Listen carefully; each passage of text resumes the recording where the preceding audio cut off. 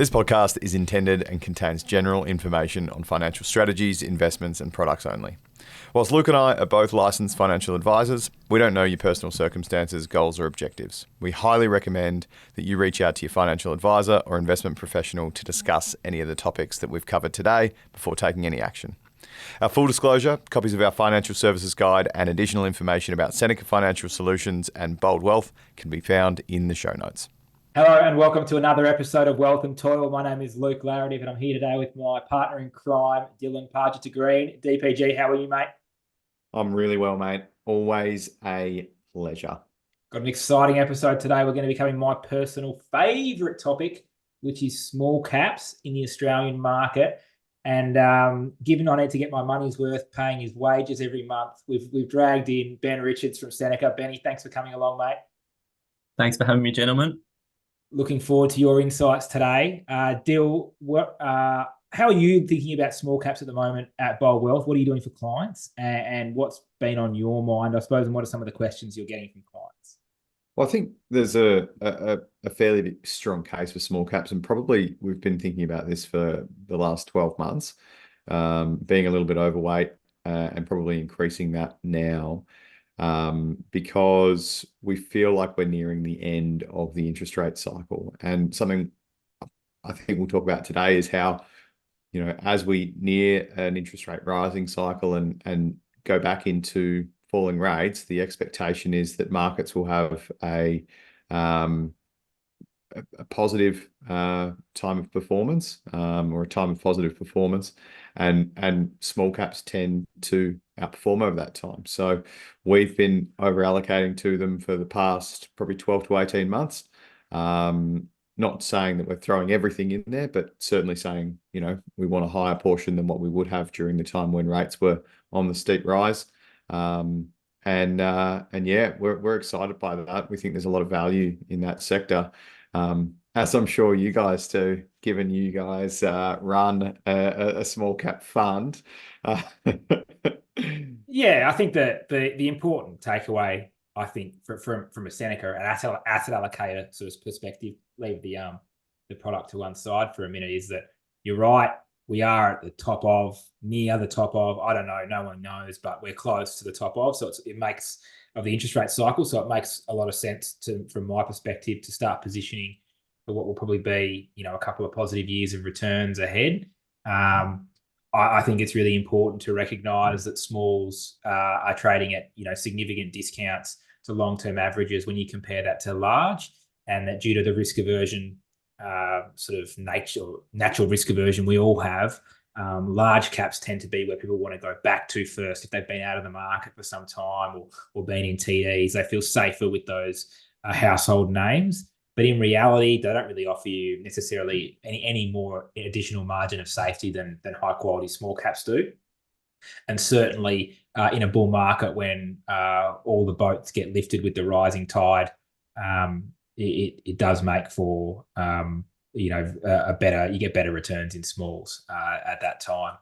So I do think it's a really good time to be investing in smalls, but specifically what to do. Obviously, if you're interested in the Seneca Australian Small Caps Fund, if you're a wholesale client, that's open to you. We're taking applications at the moment. It's only been around 6 months, starting to put some really good numbers together, and had a really good March, really good April so far. But Benny, maybe we might sort of open the floor up to you here and say, well, what are some of the things we're investing in that we're really excited about? Maybe rattle off a couple of stocks for the guys, and Dill and I can ask you, even though they're going to be a bit Dorothy Dixer from me, can ask you a little bit about those companies just to sort of unpack them for the punters. And just keep in mind, Luke might ask you Dorothy Dixers, mate, but there is some hard-hitting questions coming from DPG, all right? That's just what I expect from you, mate. I expect him to continue to refer to himself in the third person on his own podcast as well. Absolutely. Yeah, so, I mean, we're seeing plenty of opportunities, just given kind of since 2021, end of 2021, the rate hiking cycle, small caps have underperformed large caps. Over the long term, small caps do have quite a good track record. But yeah, I suppose in terms of the interest rates piece, it's kind of contributed to the underperformance. And it has meant that there's been, quite a few high quality names that have sold off to pretty attractive valuations. And you're starting to see, rate expectations taper off, pointing to potential cuts later this year or start of next year. And yeah, since we've launched the small companies fund at Seneca, it's been quite a conducive environment for smalls to outperform. And you're also kind of seeing that by corporate activity, lots of kind of takeovers at the smaller end of the market where, large caps have pretty highly valued scrip that they can use in acquisitions, as well as, just quite cheap companies, undergeared, high quality small cap companies that, although we're not looking for takeovers specifically, it's an extra kicker potentially. So I guess just to kind of, yeah. I was going to say, so can we just for a second talk about the first quarter of this year and how heavy the market return is weighted towards those growth stocks, particularly in the US, where small caps haven't quite seen that same rally just yet. And that sort of maybe leads to part of our thesis at Bold as to why we're seeing this awesome value where part of the market has shown this growth and recovery and maybe some of it's undervalued. Yeah, it's an interesting dispersion between kind of the US market, which is so heavily tilted towards those growth tech names, versus the ASX, which is obviously very banks and resources heavy. So probably smalls in Australia have outperformed over the first quarter of this year, compared to in the US, the small caps has been pretty much flat. And, managers are seeing opportunities there, but maybe they're talking their book in the global sense. But yeah, I think in terms of the ASX, there's obviously quite a low weighting to tech in the large caps end of the universe, where there's more kind of industrial tech, software, growth companies on the ASX and the small cap end of the spectrum. One that we maybe should talk about which is a key holding in the Seneca Small Companies Fund. Here he goes. He's smiling already. He's getting excited. Not product advice, guys. Anyone who's listening, please don't invest in anything that we talk about. Well, this product's only open to wholesaler clients only. I don't care. True. Wholesale clients only. It's all general discussion. Yeah, that's right. Yeah. And yeah, RPM Global it's a mining software company. Code is RUL, confusingly.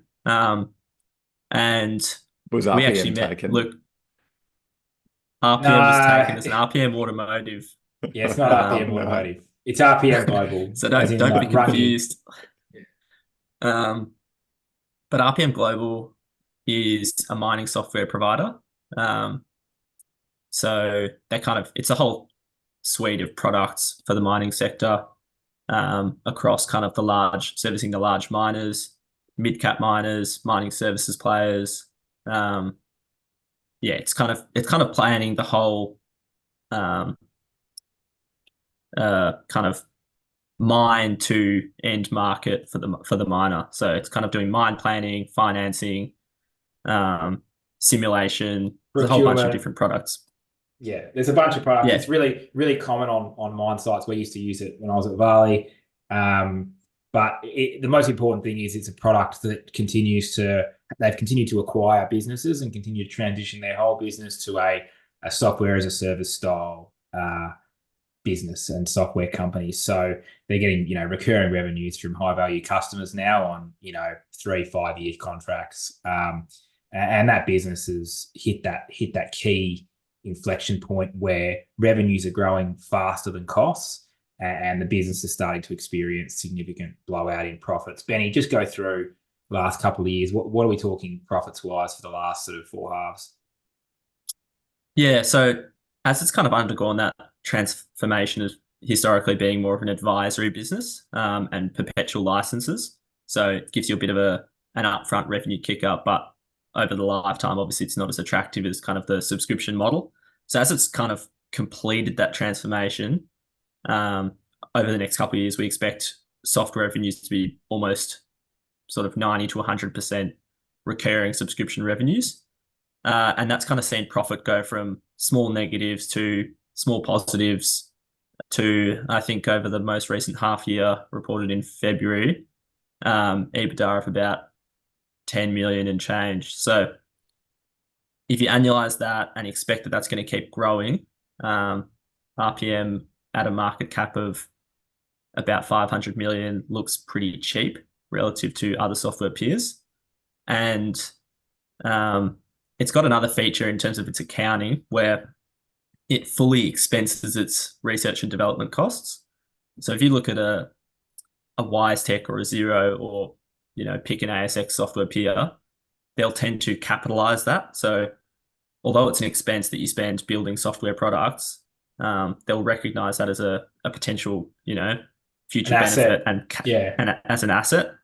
So although RPM expenses it, it actually means that their EBITDA is a lot more conservative. So basically all of that EBITDA drops down to bottom line profit, subtracting obviously tax. So when you actually compare it on a like-for-like basis with software peers, it looks really, really attractive to us. Super cheap, and like 50% too cheap. And the other final point is that, say that's on about 11 times EBITDA RPM, is that mining software transactions have been done at comparable companies at a much higher valuation, so between kind of 25 to 30 times EBITDA. So not only is it cheap relative to other software peers, but also to kind of comparable transactions. And we think this is a business that will ultimately get sold at some point.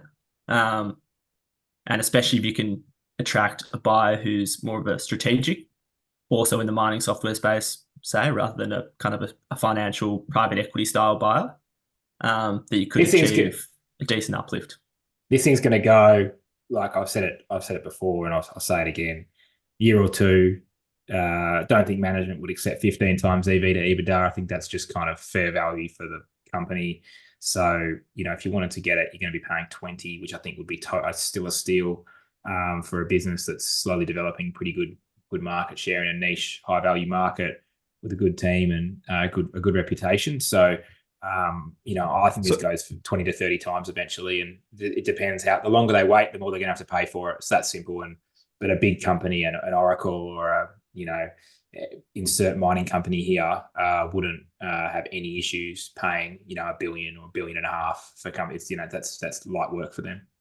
All right, so to get away from you two being absolute nerds on one particular company, can we talk a little bit more about why a company like this succeeds in a, say, falling rate environment, or some of the more macro stuff that should be relevant to more than just single individual companies? Like why are these guys going to succeed when rates fall? I think like the mining industry more broadly generates higher and tends to cycle higher when rates are rising. So we saw, the resources sector outperform as inflation was going up. I think what you find with mining services, and I would put for the context of this conversation, I would put RPM in that bucket. These guys are beneficiaries of the profits that are generated during that upcycle. So they're like a laggard beneficiary. So, what happens is companies generate more profits. They can invest more in software and improving their site, improving the safety, improving all the other parts, and improving your software and systems, or buying more licenses is certainly more likely if you come off a high period of profits versus a period where you're really trying to save costs and cut people. And if you're adding people, you're probably going to need more licenses. So I think it's positive from that perspective. That can apply to lots of parts of the economy. But if you want to talk a little bit about macro, why mining software or sort of mining ancillary services more broadly, might do well, I think a high gold price is beneficial and really important for some of the drilling companies. And certainly from a software perspective, I would think trailing 36-month profits would be a fairly good predictor of periods of higher capex and higher expenditure on these sort of items. Yeah, right. And does the fact that rates falling make M&A more attractive for companies like this as well? Because if a big company like BHP or Oracle or someone wants like that wants to come along and buy. Yeah, software. It does. But I think what's more relevant is the cost of equity. Now, companies and management teams and boards are fairly reluctant to want to go out and borrow money, right? They don't really like changing the gearing on their balance sheet, but particularly if it's a new vertical for them or it's something that's different from their core business. I think that there's plenty of big enough companies with expensive enough script or stock at the moment that you would probably suspect that it wouldn't be that sort of leverage buyout, sort of cost of capital arbitrage opportunity. More so somebody looking to take advantage of their script and do a script takeover, and be able for shareholders in RPM to have the opportunity, particularly the major shareholders in RPM, i.e. the founders, have some jobs for a few years, continue to add value to the larger group, so on and so forth. So I think that's probably more likely deal than a sort of like PE, like Ben said, a PE cost of capital driven leverage buyout.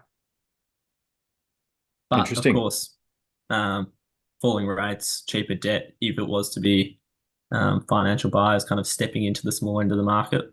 Well, doesn't make it any less likely. Let's put it that way. But I just think it's probably not that relevant. Yeah, it's not as likely, but perhaps it increases the numbers of buyers available and therefore ups the price, right?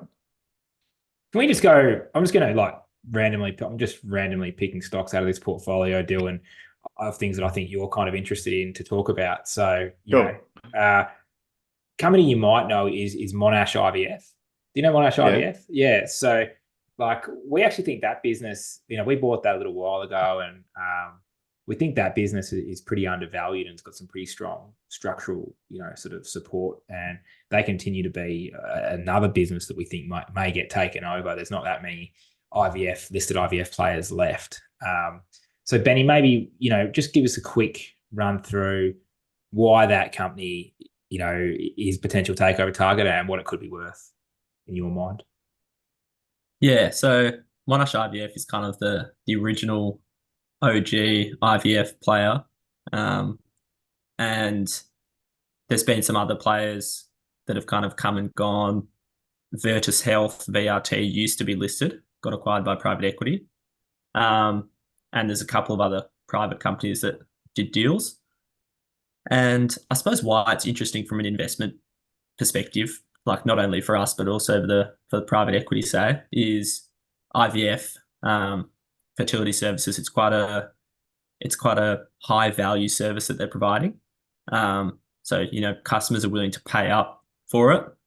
And, you want to get it right. You want to be seen by the best clinicians. So it does kind of create a fairly, and also industry demand is pretty stable year to year, as with a lot of healthcare businesses, obviously, but particularly IVF, I think. And so it creates a pretty predictable revenue stream with predictable margins that are, circa low 20s% EBITDA margins. So from Monash's perspective, they've kind of been on a bit of a growth strategy, got great market share in Australia already with about 20% share. And they're also kind of adding organically certain clinicians, like they just announced in Perth, I think late last year. But also they've been expanding to Asia, which has been, so far okay. Potentially upside in some of their markets in Malaysia, Singapore and others, Singapore. And yeah, I suppose from a valuation perspective, because of those kind of pretty predictable cash flows it generates, pays a good dividend, about 4% yield, fully franked, and trades at about 12 times forward EV to EBITDA. Peers acquired on 15, 16. And also just in terms of the sector macro, like volumes have been pretty strong coming out of COVID, but also kind of over the last 6 months particularly. I just think about this business. Sorry, mate. Just one more point, as Luke said, it's kind of, we're looking for structural support, tailwinds. I think the changing family demographic, people are waiting later to have children. And, it's not just IVF, it's also kind of fertility screening services, genetic testing, which has just been added to Medicare rebates. That should help encourage spending there. So it does kind of have a longer term structural tailwind. I think they're ignoring a really big thing which happened in Victoria, at least, and probably sets a trend for the rest of the country, where IVF was made to be heavily subsidized, or in some cases free, for families who have been trying for a long time. If that cost barrier, I don't know the exact figures, and I'm sure it changes clinician to clinician and provider to provider, but it's somewhere in the a realm of 11 to 14 grand per go at IVF. Now, if all of a sudden the Victorian government's paying half or 75% of that for people that are wanting to have children and struggling to do it without the medical support, I think that is one of those things where I always look at companies with government subsidies and government sort of handballs. It gives maybe it's a 50-meter penalty and a kick closer to goal rather than kicking from outside 50. But I completely agree. And I think the interesting thing here is that, whether you're talking about RPM, Monash IVF, some of the other, fabulous growth businesses that we're investing in and that are available, to investors on the ASX, I just feel like, if I look at pick a big four bank, insert name here, they're a business that have been in structural decline. Their earnings peaked probably 8 years ago. The returns are largely regulated now. They're under, more regulatory scrutiny than ever, more competition than ever. The wholesale cost of funds has gone up. I just don't see, younger generation doesn't care about branding and banks. They just move around wherever the cheapest rates are for a mortgage or wherever the best, rates are for a savings account. I just can't see how any investor can reasonably think that it's safer investing in insert bank here over Monash IVF, which you're talking about an aging population. You're talking about a business that's gaining market share every year. You're talking about a business that's supported by regulatory. You're talking rather than hindered by regulatory. You're talking about a business with a track record, with a dividend yield, with all the good things. It's really just a case of familiarity. And yeah, I can't. There's no metric that would justify it beyond the fact that people just feel better about buying Westpac shares. Well, I mean, Monash IVF's a funny one to make this call, but some of these small cap companies, they're not sexy, right? They don't have a name brand that Like I reckon something on 22% margins is way sexier than a bank. But you don't see it in the newspaper every day. You don't hear about it on the news. You don't know what it is. Most of the time when we talk to retiree clients, they talk about the companies that they know because it provides this false sense of safety around, I know it, so I'll buy it. You buy the same brand of coffee or go to the same places that and have a feeling of safety. It's no different to putting your money into companies. And that's why we have this constant debate with our clients about buying blue chip stocks. I try and get them to describe what a blue chip stock is and what they're trying to get out of that. And that's my trick, Bill. That's my trick. Yeah, no, I think you taught it to, but like you want blue chips, go down to the casino and see if they've got something that you can throw on red. Like I think the $50 ones at Crown are blue, aren't they? You would know, Dill. You would know. You would know down there. I don't set foot in such establishments, mate. I'm the most risk averse person on this podcast. Look, I don't see. You can tell me that that's how you feel about it. You can't support it with data.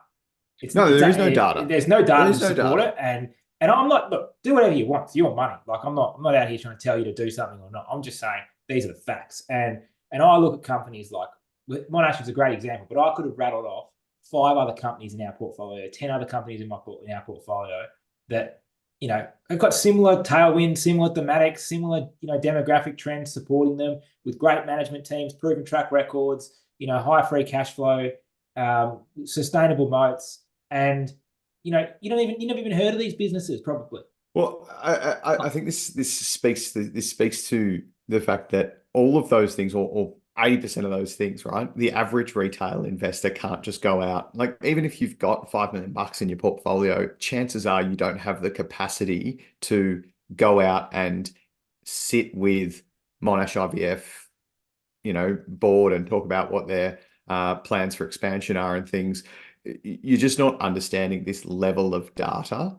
And I think it speaks to why we see significantly greater outperformance in small cap and emerging strategies than we do in passive funds. So buying active or having active management overlay, your universe is perhaps, more concentrated only because you're excluding a part of the market, but you're less likely to be, lulled into a false sense of security of a bank that's paying a 3.5% dividend and be happy with that as your security blanket. Man, I reckon there's one more point you just raised here, and in the interest of time, I'll try and do this quickly. But the construction of, like, if you're thinking about buying an ETF that invests in the smaller end of the Australian market, that is the worst strategy you can possibly do. I can categorically not recommend that to anybody. It is so simple, because what happens is the small ordinaries index, which you're going to bench, which is what you're going to buy if you buy that ETF, is essentially the top 300 shares, but excluding the top 100. So it's essentially the 101st ranked market cap company down to the 300th ranked market cap company. And that's what the index is constructed of.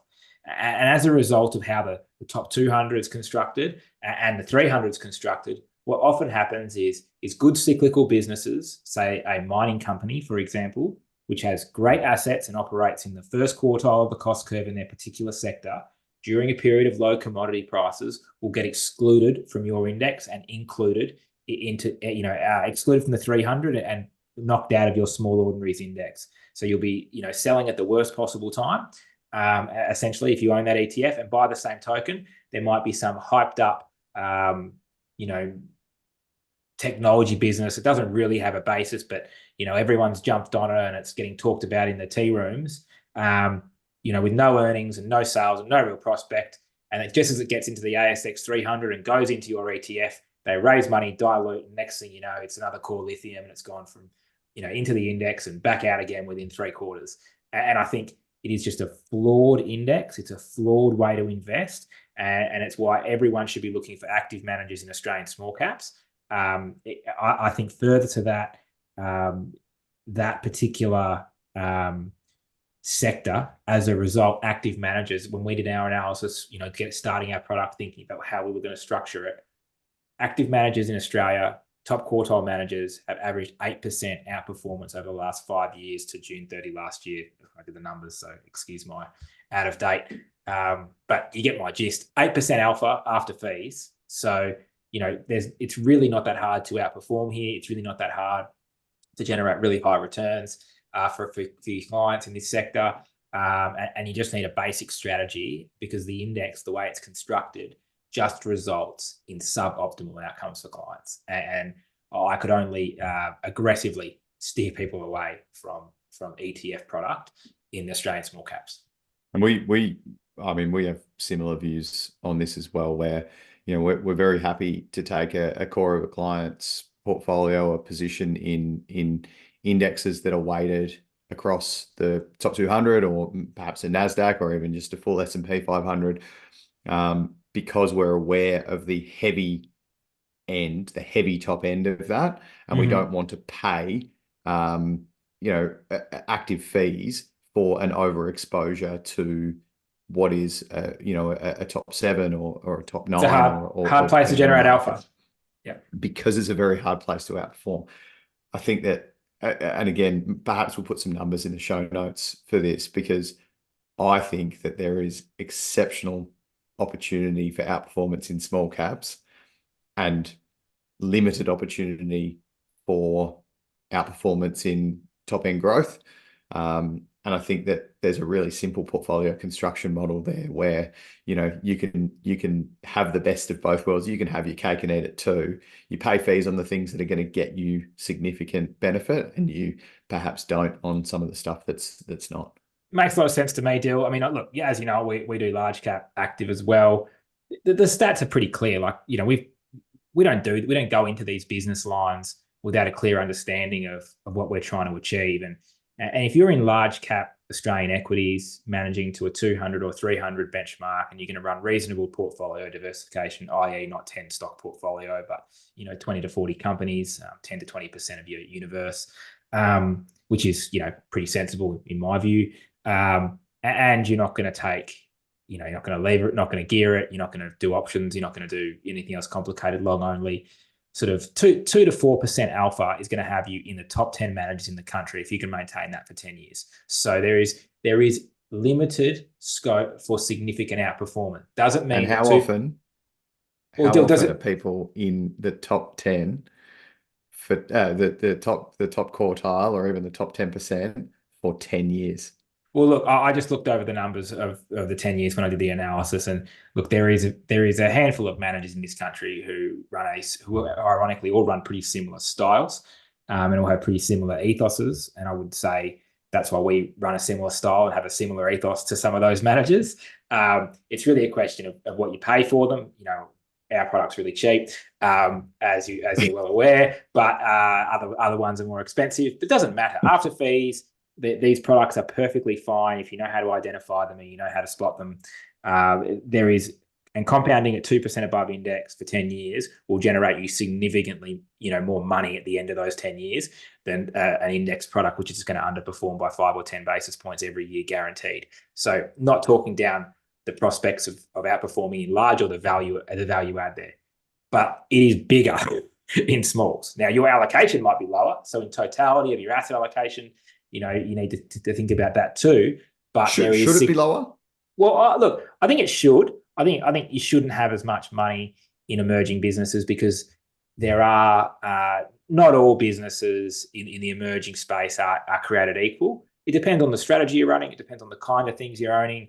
If you want to make money out of more speculative kind of things, or you're happy just with the sort of things that are reasonably well priced, and you're trying to write a sort of a re-rate on earnings and quality, there's different ways to invest. Still probably getting into the weeds a little bit too much for the scope of the next 5 minutes of this podcast. But I think if there's a younger person out there with a 30-year time horizon, is it not the worst thing?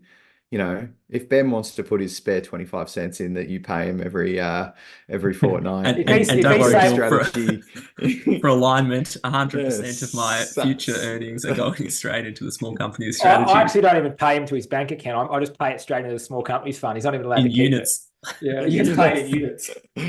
But I don't think that there necessarily has to be this set must be lower allocation. I think for someone who's 30 years old or 25 years old, putting a larger portion into something that is going to be more volatile, if they've got conviction in that, is not the worst thing, particularly if it's something in, say, for example, superannuation or something that you're regularly averaging money into the market. You can afford that volatility over a 20-year time horizon of investment. And obviously, you maybe do want to reduce your volatility as you get older and closer to retirement, and as your assets build and you're drawing down. But I mean, yeah, we're certainly overweight the average. This is why Dylan's a good advisor. It's because he does the thing, thinks outside the box, doesn't go with the usual sort of stuff, and is actually thinking about your personal circumstances and what is important to you. And, there's not that many advisors in this country who would stick their neck out and say, yeah, you can be overweight and have more money in small caps than you can in large because you actually want to grow your capital and compound your capital at the highest possible rates of return. And to me, I don't care, use Dill, use me, whoever you want to use, something out there in the big bad world of financial advice, but just make sure they've got some cojones and put some actually put some good structurally supported, evidence supported, I should say, advice to you, and stuff like that you're not going to hear from your average AMP advisor. I'll give you the hot tip. So I don't even have an advice business anymore. I don't know, but I'm short their stock. That's that. Benny, I got one last question before we wrap up, mate. One stock you had to put everything on it from your portfolio that you guys run or anything, right? But give us the one big idea. We did this on the last podcast with you. You gave us the one, you gave us the gold at the end. So yeah, come on, mate. Give Ben, it to us. if you say a stock that's not in our portfolio, you're fired. What I would say, Dill, is that I reckon I've received this question from a lot of my mates who just want to kind of punt on something. And I always find it difficult to answer. Myself included. Yeah. But I always find it difficult to answer because I feel like the way that I can add the most value is by picking 10 stocks, and I'm reasonably confident that 7 or 8 will do better than the market over time.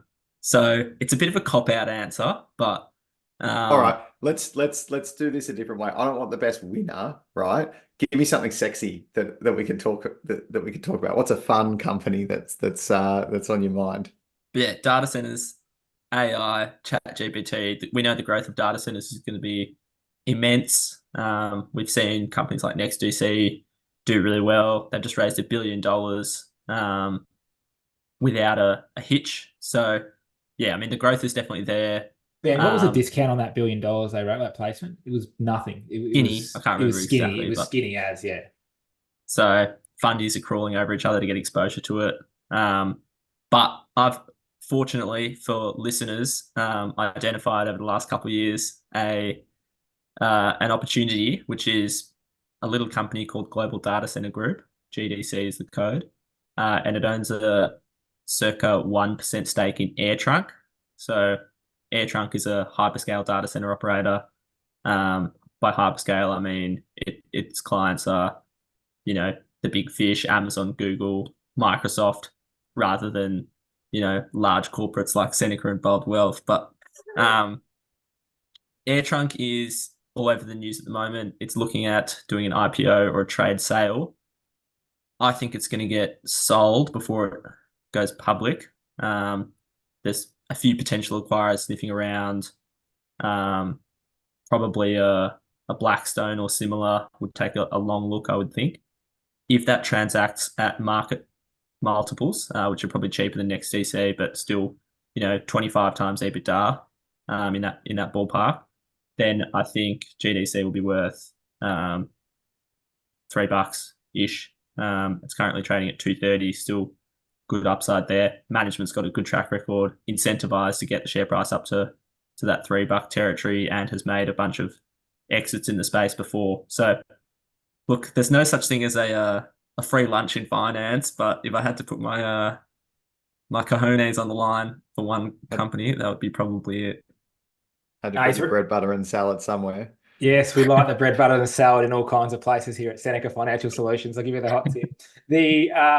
That is a really good stock. It's one of our largest weights in the small cap fund, and I think it's only a matter of time before that deal gets done in one shape or another, at which point GDC is going to realize a bunch of cash milestones, and I think that stock, like Ben said, is worth well over $3 a share. Well, Ben said almost $3 a share. I think it's worth $3.50, but that's just my thumb suck.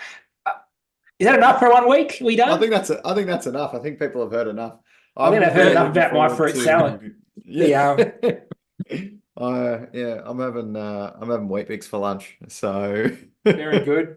Dill, absolute pleasure as always, my friend. I enjoyed having dinner with you this week, and I look forward to catching up with you next week. I think we're going to be off because I'm on the road in Sydney, and then it's Anzac Day. So a week off Wealth and Toil. So you'll have to listen to this twice. And and then we'll be back the week after Anzac Day. Benny, get back to work. Thanks very much for your time this morning. And thank you, Benny. You're a champion. Thanks for having me on again, and keen to make another appearance in the future if I'm not. We've had positive feedback. We've had positive feedback. There is going to be such a good episode in July where we do the financial year market wraps. We're going to talk about what Luke's predictions were internally at Seneca. You can spill the beans and see how right or wrong he was. Yeah, I'm always good to be accountable. Well, as I say, don't judge me by my winners because there is don't judge me by my losers because there is so few. All right. On that note, have a great week, everyone. Have a good week, guys. See ya. Peace out. Bye.